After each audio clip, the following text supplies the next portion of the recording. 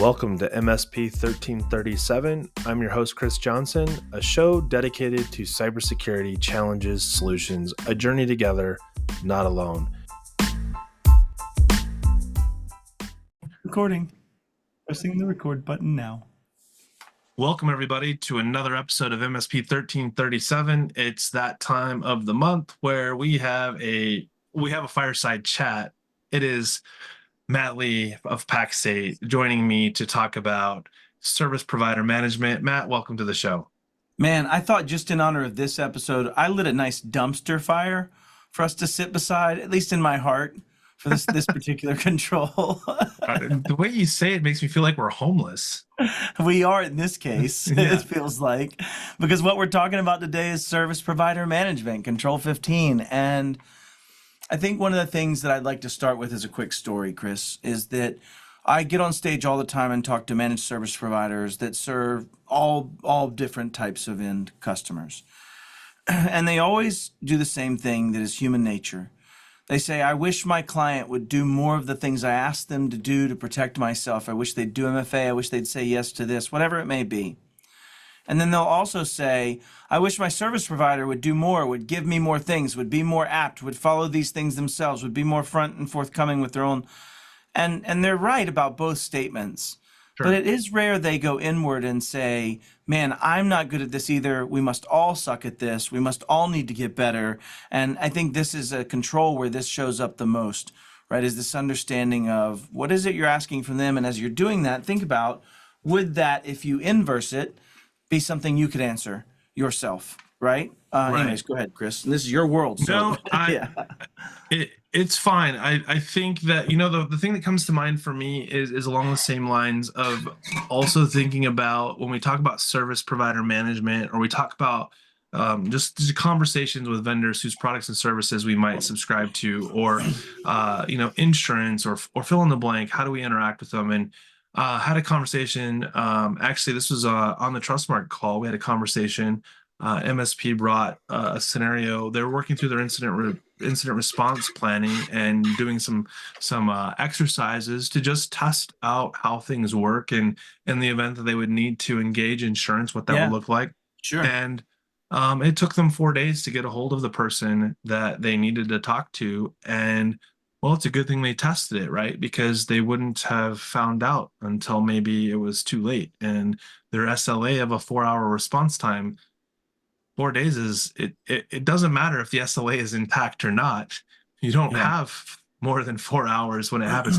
So anyways, the reason why I bring it up is not to point a finger at a vendor, but more of like, we all have a responsibility. The vendor didn't know that their auto attendant was broken. I mean, how often are we calling in to insurance to say, oh, I got to call them. This is what happened. It doesn't happen every day for every insurance carrier. And so I thought it was important to point out, like, hey, they worked through it. They figured out the problem. It's something that now won't happen again because they've put some measures in place to prevent that from being the end all be all if you can't get through on the auto attendant. But so I just want to put that out there like this. When we grade our vendors, we've got to remember that we have a joint or a mutual responsibility in the relationship. It's not just a one-sided thing. Well, let's not actually miss that point, because what you're talking about is SRM, which is a shared responsibility matrix. Yes. What is a shared responsibility matrix? Let's unpack some of that as we go through these safeguards, right? Absolutely. So let's talk about Control 15, service provider management. All right, let's talk about it. Develop a process to evaluate service providers who hold sensitive data, space, or are responsible for an enterprise's critical IT platforms or processes, space, to ensure these providers are protecting those platforms and data appropriately. What are we talking about, Chris? We're talking about this shared responsibility. I've handed you something that I am the steward of. You are now responsible for a part of it because I'm using your platform, I'm using your service, you have access to my system, Mr. and Miss MSP, whatever it may be. I am now giving access to that. And I actually did a talk not too long ago that's getting turned into a white paper about talking to Fortune 100 and Fortune 500 CISOs. There were 120 of them in the room. And it was called a practical approach to selecting your SMB partners, but I lovingly called it, nobody gives a blank about Fazio. and blank was not blanked out. But the talk starts like this, Chris. I asked him to look at the screen, and I had a Target logo up. And I said, hey, this Target logo, does everybody know what happened? And they said, yeah, there was a breach in, November of 2013, give or take, till 2014 of this major retailer. Okay, yeah, we know. I asked the audience, how many of you know how it happened? And they all said their HVAC vendor, or at least the ones that knew. I then said, don't Google, don't search, don't ask your neighbor. How many of you know the name of the HVAC vendor? And it came up with nobody. And the answer was Fazio's Mechanical Services. And I said, it's been 13 years and people are still talking about Target and they don't remember Fazio's. And I said it a different way. But the point being, when we start thinking about this, your service providers can often be your weakest link. They can often Sure. have access to too much or have access to the appropriate amount of sensitive data, but not taking that appropriately. And so that's what this set of safeguards is hoping to go down. But when you look at IG1s, it's really only one. There's literally only Right. one safeguard that's an IG1 or an implementation Who, group who, one in who are this. your vendors? Yeah, and that's to your point of like that knowing your vendor doesn't just go to knowing, it goes to how do you contact them too. And so when we get into this, establish and maintain an inventory of service providers. Here we are with a list yet again. You mean to tell me, Matt Lee, that cybersecurity often comes down to Excel sheets and lists? It sure does. I would It sure argue that does. the majority of the safeguards in the CIS top 18, the first two, one or two safeguards in each control domain, likely involves an Excel spreadsheet. Yeah, or at least, or something fancier that does the same function. But at Yeah, the end of the Notepad day, plus plus. a data set that you can compare Yeah. to, right? And so, yeah, exactly. So in this one, we're not any different. It's a list, an inventory of service providers, and it says the list all known service providers, right? Like, Yep. who are they? It also goes on to say, including classifications, which is interesting because this is yet again where CIS has asked us to do something before they teach us what to put in that classification that we'll see in Right. later safeguards.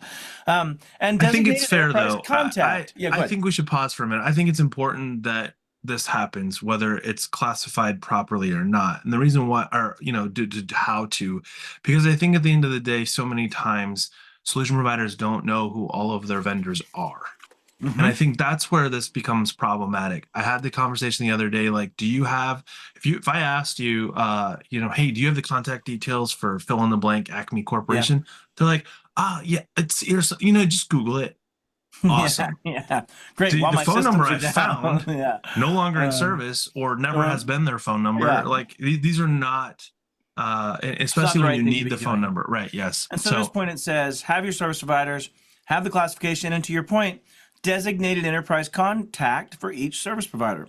Like, who am I going to call? It's not Ghostbusters. We're going to call, whoever it is at unless they're one of your Ghostbusters. vendors. That's fair. Well, even then, you're not just calling the company. Hopefully, you've got a real contact there for when things go bad. I mean, if it's the Ghostbusters, you're probably sending out a page. That's fair. That is fair. But the point is, designated contact, and then it says, your governance words yet again. Review and update the inventory annually, or when significant enterprise changes occur. Well, guess what? What enterprise change could occur, Chris, in this thing that would make me have to have a new thing on the list? I I don't really want to say because I feel like it's like when they do something that doesn't, protect my data or We hire a new one. What yeah. if I change? I need to maintain that list. It needs to be up to date. Whenever I hire a new service provider, I need to put them on the list, right? Well, not only that, but you need to constantly check on your service providers because their information changes too. And this is one of those things you talked about with your incident response tabletop, where they were trying to reach out to a service provider and they learned there was a better contact method. They had a new way to talk. And so that's why I brought this up was, as you test this, make sure you're tabletopping these things out. Make it something where you're like, listen, I know this number. I'm going to call you and let you know. I just want to test the system. It's not really Yep. an event, but I just want to do that. Can we do that annually? You might set that contact point up ahead of time to say, we're going to do that, right? Yep. So the point is, they're asking you to have a list, classify those lists. What they're really asking about classification when you get down to it is, like, is the data sensitive? Do they have a lot of access? Are they my MSP that has admin creds? Those could be very important questions, right? Like, that's where it matters. Yeah, and I see a couple challenges here, and I run into it quite a bit. And I don't know that it's worth splitting hairs over, but I think it's important to maintain the piece, which is, do they store sensitive data as a category, and are they able to access sensitive data in your environment as a Yeah. separate delineation?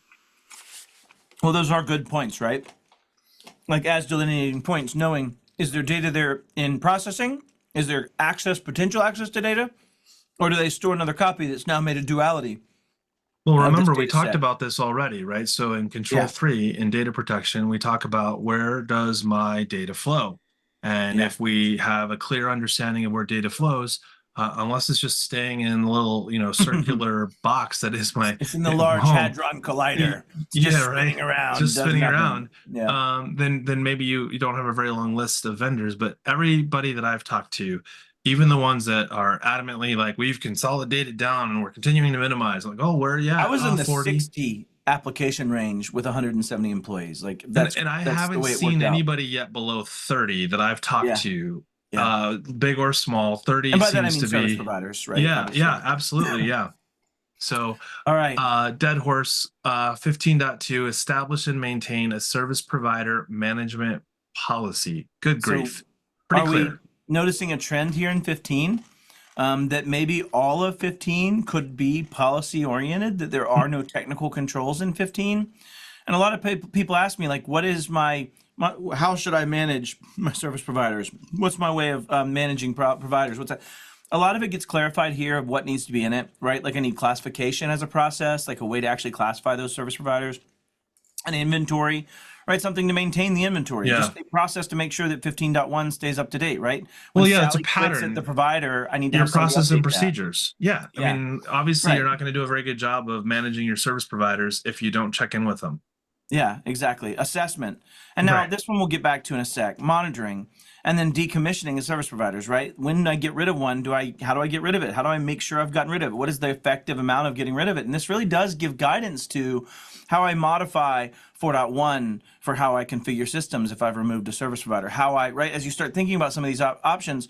So anyways, Well, monitoring and 15, assessment. 1, 2, and 3. So all the way through classification, one can argue that this is a relatively, I don't want to say it's trivial, but I think that this is doable for most MSPs if they put their mind to it. Might take them a little bit. This is reasonable. And I think Oh yeah. as you shift into the latter safeguards of this control, there's a reason why they are IG3s. The last Well, three are but I want to say IG3s. why I think IG1 people get hung up on, or IG2 at least, Sure. get hung up on assessment.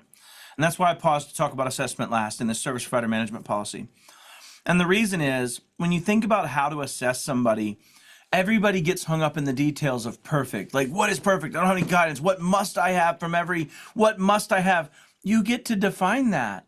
If you notice, for the most part, unless you're in a regulated industry, unless you're in something that has some level of like defined standards that must be met that you must ask for, or right, or some contractual obligation that's For, driving it. for clarification, that is a level 3. Well, 15.2, the assessment function being defined in service provider management policy is what I'm speaking Fair. towards. I But understand what you're saying. you're Okay. right, when it Gotcha. gets Gotcha. defined later, yeah. So, but to your point, all of this stuff, it can start in a lower level of where perfect is and get the muscles built of doing it, right? If I'm only asking for a SOC 2 report from somebody and I'm not doing anything more and that's it, getting that muscle firing of collecting that, asking for it, denoting when they don't have it, writing an exception for what that is, what are those compensating factors I'm going to look for if that's the case, whatever it may be. Right. Yeah. But I Anyways, mean, but go back to, so we did bounce a little bit. So we understand classifying service providers. I think for the most part we're all pretty, I don't want to say we're good at it, but we have a general understanding, like there's a difference between my XDR and my backup solution, sure. right? There's a definite delineation between the two functions of those products. Although I'm starting to see vendors that do both things at the same time with the same agent. So I digress.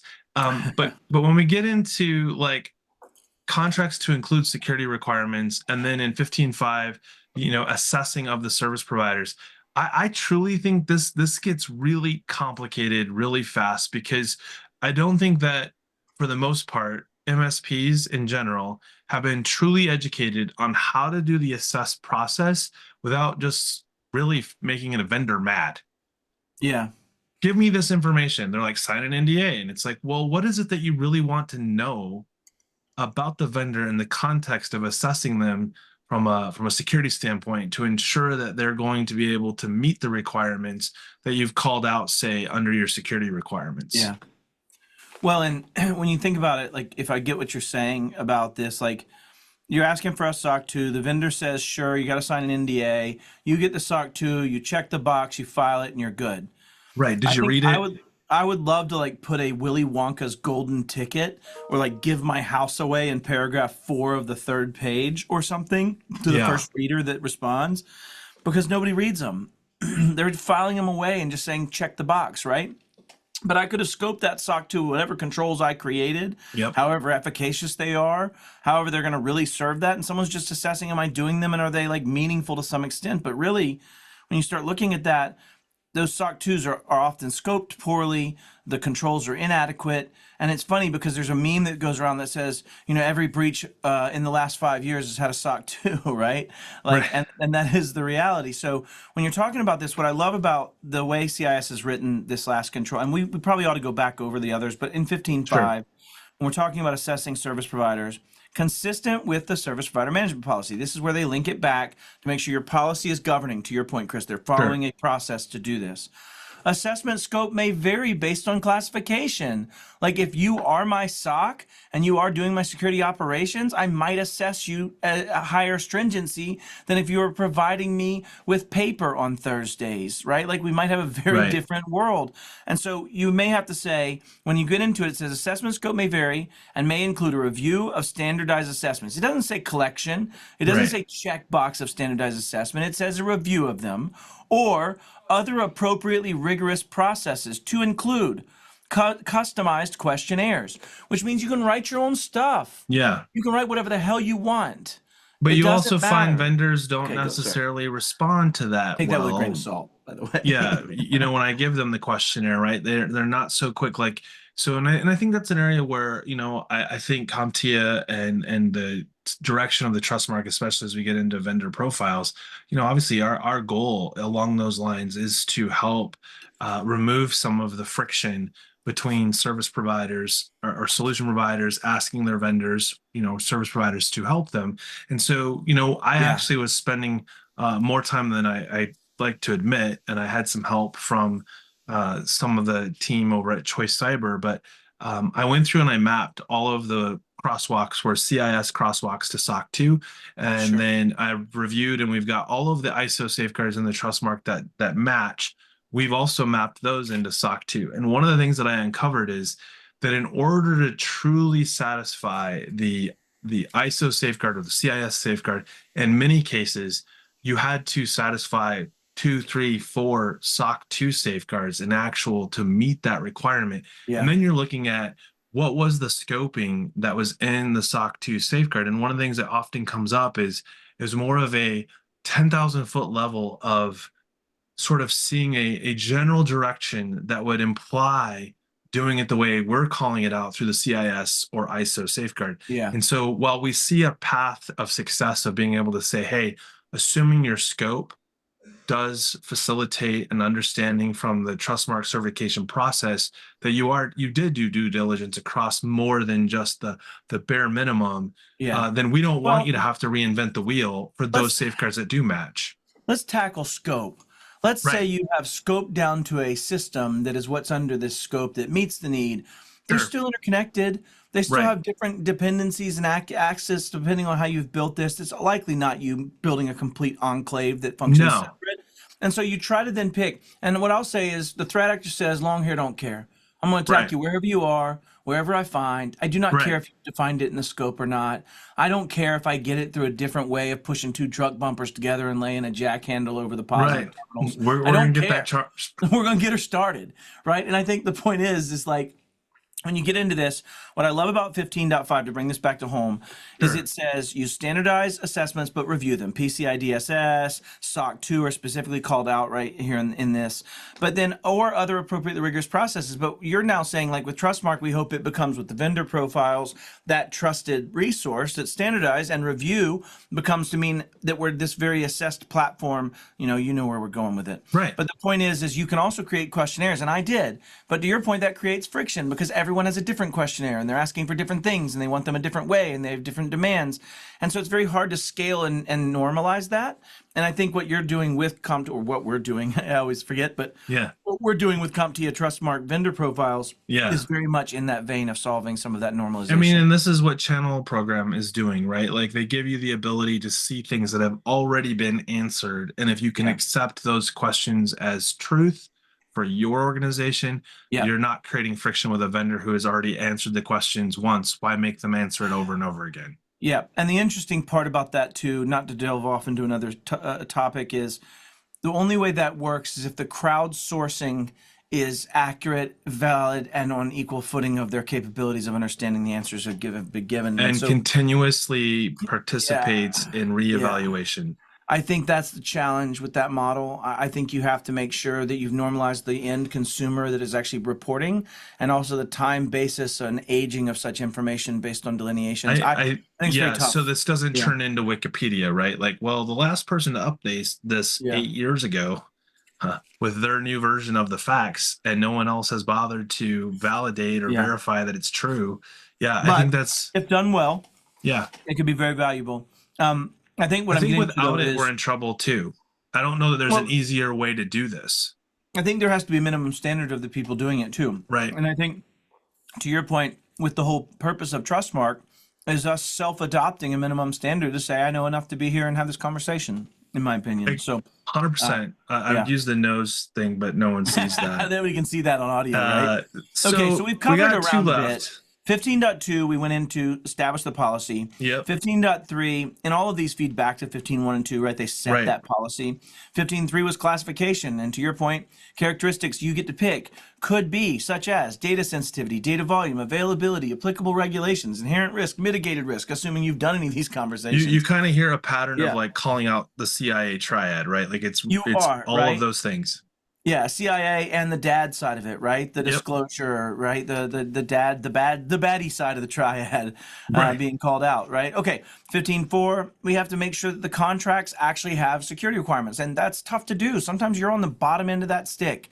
Sometimes you have to just write, nope, they wouldn't allow me to do that. They're asking you to call out such things as minimum security program requirements for that vendor, security incident and or data breach notifications and responses contractually put in, data encryption requirements. You imagine yourself walking up to some fictitious company like a Schminechtwise or a Balea or something like that and saying, hey, I've got $1,000 a month. I want you to sign this agreement that says your minimum security program requirements. So you're going to spend $3.6 million a quarter on increasing your.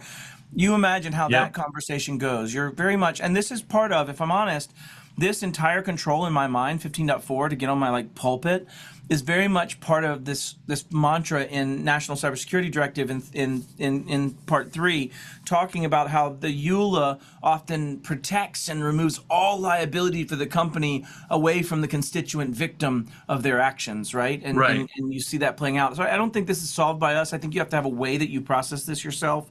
I think you have to say, here's what my policy says. That's why they say include security requirements consistent with your enterprise's service provider management policy. And I'll give an exact example.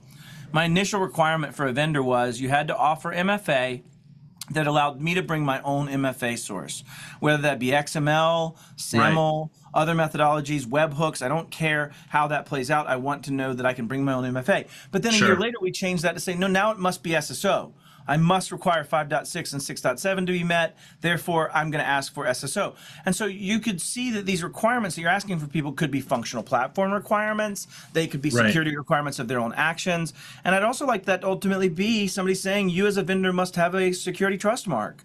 And as long as you're doing that, I know you've done at least the modicum of things to protect me and the stuff that I care about, or that you signed the Secure by Design pledge from CISA or whatever it may be. I think you've hit it on the head. I think that this is an area, and we're seeing this in DoD world, right? Like if your contractors don't have, say, CompTIA certifications. In fact, or, CMMC is a contractual methodology and it's a contract-based security program, 100%. And I think that's, you know, in the solution provider space, we don't want to necessarily get to that level of requirement, because I think when it's you have to do it, there's the resistance of doing it, or at least not telling the whole truth about doing it because you want to get the contract, and then, you know, just cross your fingers that they don't audit you and you don't get caught, right? So long term, I hope you and I see very differently on that statement, and one day it is endemic. But I digress. No, I'm with you. I think that the reality is, and we've heard this said before. I think it was somebody that works at PAX8. We were on a panel, and I believe the question asked was,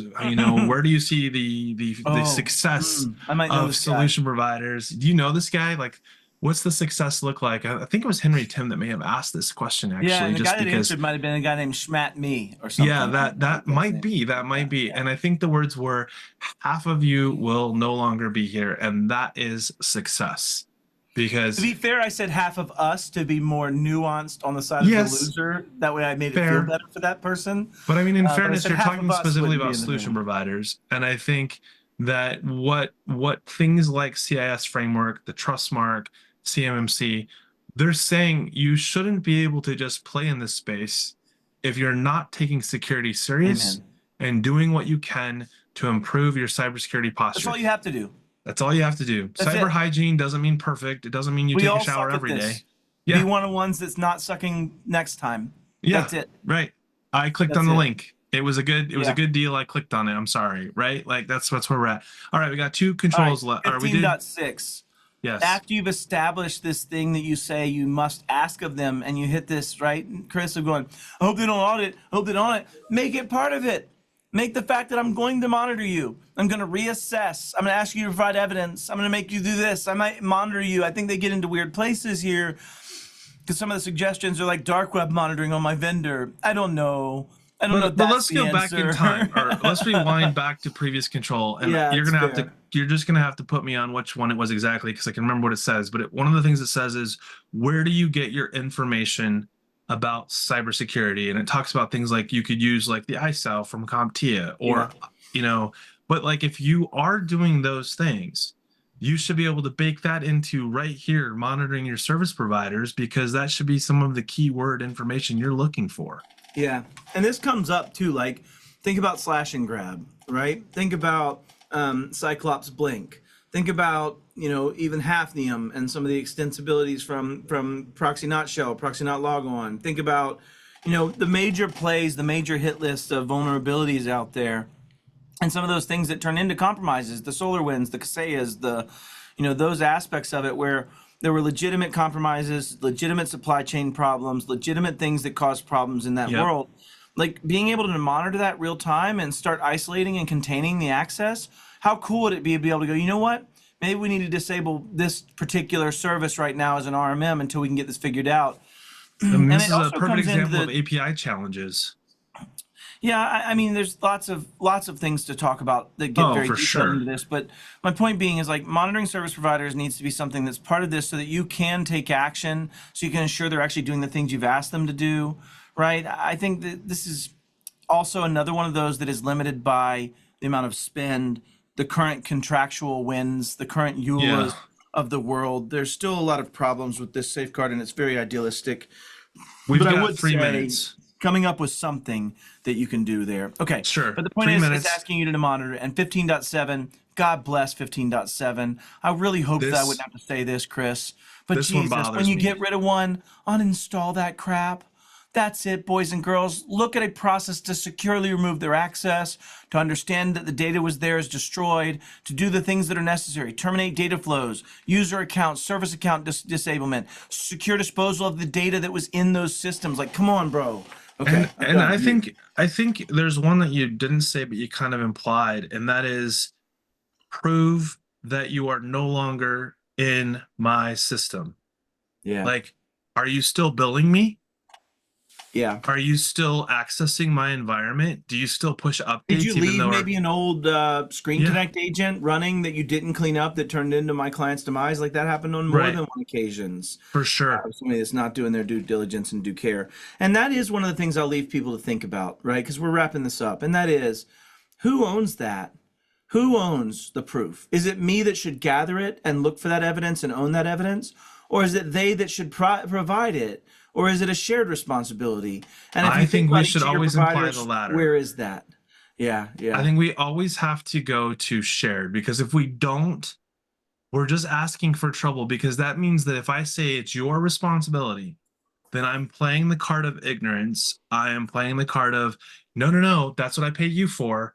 And I think that the world we live in when it comes to cybersecurity, especially, is that we can't do that to each other. We have to play together, or somebody, if not everybody, Yeah, fails. and here's a great hyperbolous example. Don't worry, I know I bought this new house. I'm not going to change the locks. I'm certain that the old owners and all their friends got rid of the keys and would never accidentally put me in a place where I'm at risk for that. No, you change the stupid locks just like they get rid of the keys. Anyways, I digress. Yeah, But you yeah, know what? I think that's enough. That's it, everybody. This has been an episode of MSP 1337. Thanks and have a great week.